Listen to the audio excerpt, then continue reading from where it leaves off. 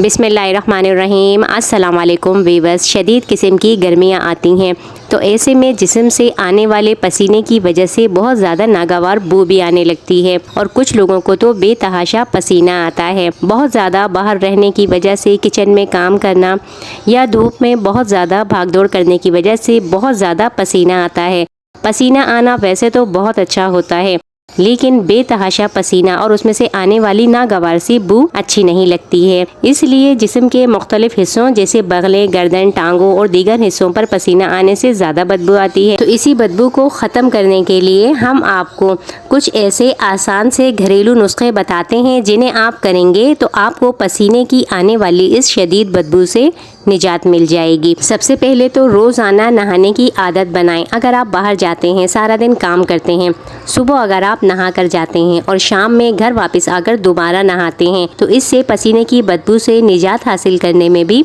बहुत मदद मिल सकती है।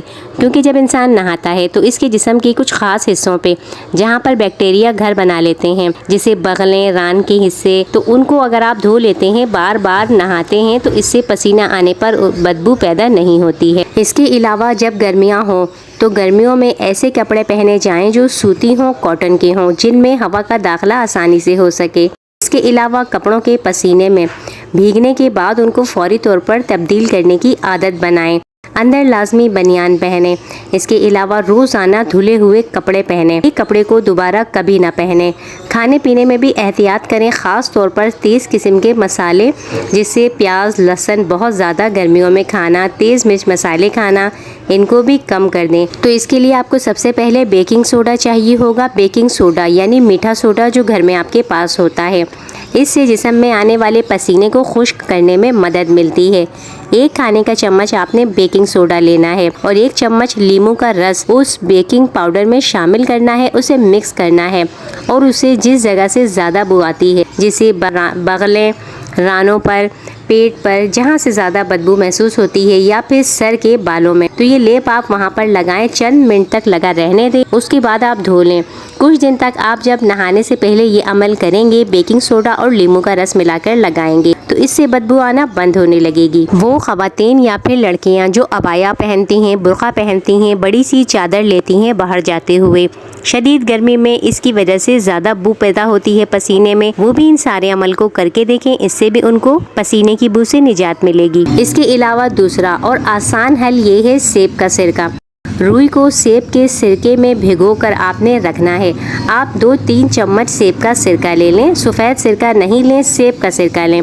सेब का सिरका अलग होता है। तो रुई को आपने थोड़ी सी रुई लेनी है, सेब के सिरकों में भिगोकर आपने उसे बगलों में लगानी है। और साथ ही अगर आपको पूरे जिस्म पर ही पसीने की बदबू महसूस होती है या फिर जहाँ ज़्यादा पसीना आए, जैसे गर्दन पर, रानों पर या फिर बगलों पर, तो आपने रुई को सेब के सिरके में भिगोकर 10 मिनट तक लगा रहने दें। इसको लगा के लेप सा लगाएं और 10 मिनट लगा रहने दें।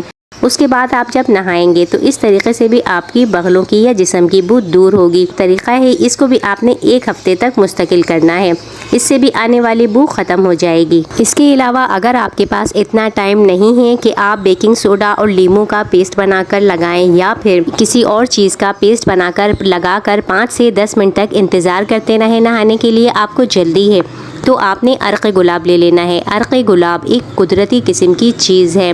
अर्क़ गुलाब कुदरती तौर पर ठंडक पहुंचाने में मददगार होता है और फितरत का परफ्यूम है। तो आपने नहाने के लिए जो पानी लिया है जिस बाल्टी में, उसमें आपने चंद कतरे अर्क़ गुलाब के मिला लेने हैं। आप इस पानी से नहाते हैं, आपको हर वक्त महकती हुई खुशबू महसूस होगी।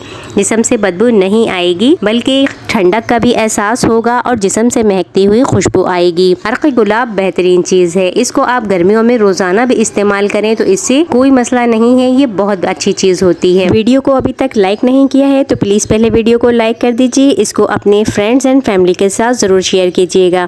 हमें अपनी अगली वीडियो तक के लिए इजाज़त दीजिए। अल्लाह हाफ़िज़।